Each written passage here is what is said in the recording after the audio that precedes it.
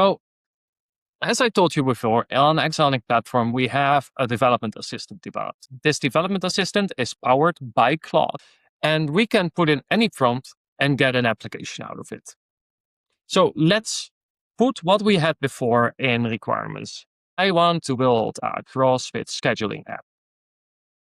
Users can join sessions that have a start and end time.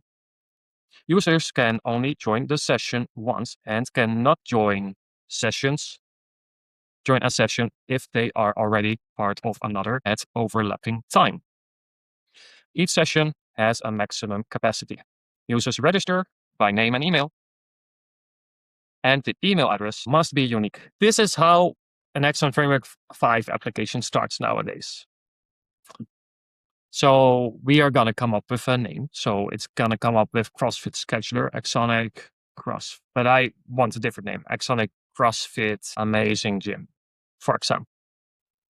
We're going to continue. And out of this prompt, the AI has already worked a little bit and has split this prompt into different requirements.